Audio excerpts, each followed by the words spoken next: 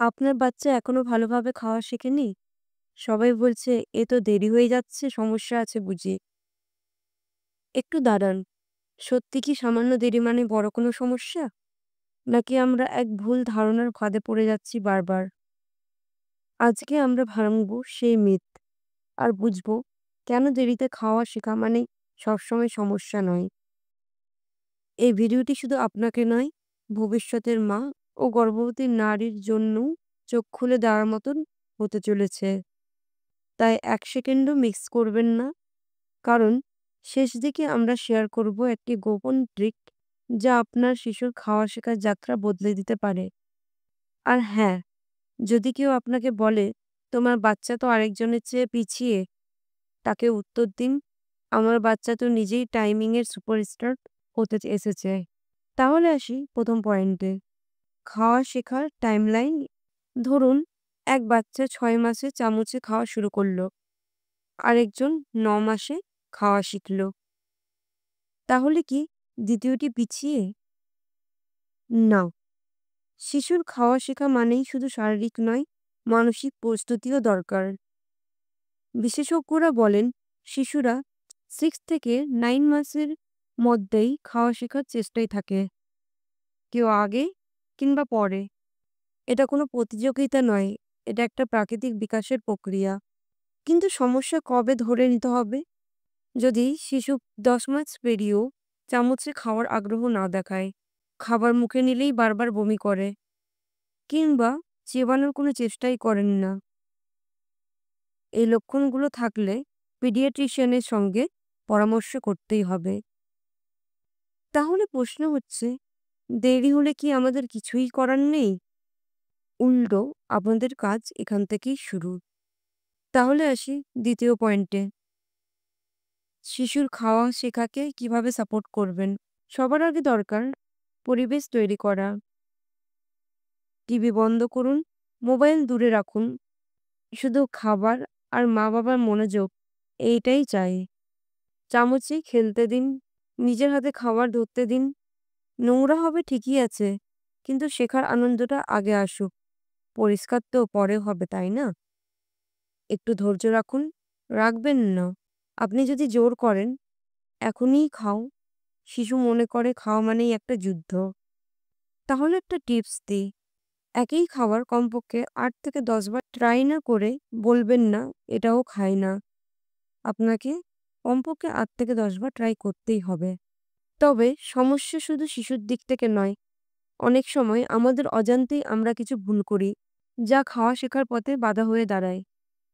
এবারে আসি ৩য় পয়েন্টে, মায়েদের ৫ টি সাধারণ ভুল।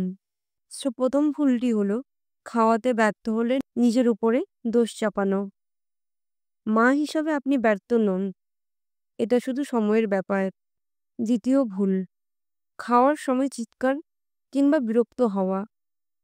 শিশুর জন্য এটা হতে পারে মানসিক স্ট্রেস। ৩য় ভুল, অতিরিক্ত তরল খাবার দেওয়া, যেখানে চিবানোর প্র্যাকটিস হয়ই না। ৪র্থ ভুল, বাচ্চার তুলনা অন্য বাচ্চার সাথে করা। ও তো 7 মান্থ থেকেই খেত। কিন্তু এই তুলনা মানসিক চাপ বাড়ায়, লাভ কিছুই হয় না। ৫ম ভুল, বারবার খাওয়ার বদলানো। পরিচিত স্বাদে শিশুর আত্মবিশ্বাস বাড়ে।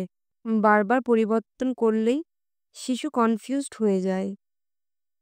এই ভুলগুলো আমরা যত তাড়াতাড়ি বুঝি, শিশুর শেখার যাত্রা ততটাই সহজ হয়। তবে একটা প্রশ্ন থেকেই যায়, তাই না? তাহলে আসি ৪র্থ পয়েন্টে, দেরিতে খাওয়া শেখা কি ভবিষ্যতে সমস্যার ইঙ্গিত? অনেকে ভাবেন বাচ্চা দেরিতে খাচ্ছে, তার মানে কি ওর বুদ্ধিতে সমস্যা আছে? সরাসরি বলি না, এটা হলো একটি ভুল ধারণা। গবেষণায় দেখা গেছে অনেক বাচ্চা যারা ১০ মাস কিংবা ১০ মাসের পরে খাওয়া শিখেছে, তারা ভবিষ্যতে ভাষা, চিন্তা বা শারীরিক বিকাশে কোনো দিক থেকেই পিছিয়ে ছিল না। শিশুর বিকাশের একটি পুরো প্যাকেজ আছে। হাঁটা, কথা বলা, খাওয়া খেলা, এগুলো একসাথে ঘটে না, ধাপে ধাপে ঘটে। যদি একটা দেরি হয় সেটা মানেই সমস্যা নয়। যদি বাকিগুলো ঠিকঠাক চলে তাহলেই তো হলো। তাহলে কিভাবে বুঝবেন আপনার বাচ্চার খাওয়া শেখার গতি ঠিক আছে কিনা? চলুন জেনে নিই কিছু গুরুত্বপূর্ণ চিহ্ন। ফিফথ পয়েন্ট, স্বাভাবিক বিকাশের চিহ্ন ও কখন চিকিৎসা জরুরি। স্বাভাবিক চিহ্ন যেমন বাচ্চা খাবার দেখলে আগ্রহী হয়, মুখে কিছু দিলে চেবানোর চেষ্টা করে, নিজের হাতে খাবার তুলতে চায়। আর সতর্কতা সংকেত, খাবার মুখে নিলেই কান্না, গিলতে না পারা, খাবার নিয়ে কোনো আগ্রহ না দেখানো। এই লক্ষণ থাকলে শিশুর পিডিয়াট্রিশিয়ান বা স্পিচ থেরাপিস্টের সঙ্গে দ্রুত যোগাযোগ করুন। সঠিক সময়ে হস্তক্ষেপ ভবিষ্যতে জটিলতা কমিয়ে দিতে পারে। আজ আমরা শিখলাম দেরিতে খাওয়া শেখা মানেই সমস্যা নয়, বরং বুঝে শুনে সাপোর্ট করলেই সব সহজ হয়। শিশু নিজস্ব গতিতে শেখে, ওকে সেই সময়টা দিন। আর ভালোবাসা, ধৈর্য আর ইতিবাচকতা, এটাই শিশু সব থেকে বড় শক্তি। আর মনে রাখবেন, শিশু খাওয়া শিখছে মানে মাও ধৈর্য শেখার একটি নতুন ক্লাসে ভর্তি হয়েছেন। আর হ্যাঁ, পরবর্তী ভিডিওতে আমরা বলবো কিভাবে খেলার মাধ্যমে শিশুকে খাওয়ার আগ্রহী করা যাবে। একটা গেম যেটা খেলে বাচ্চা নিজেই খেতে চাইবে।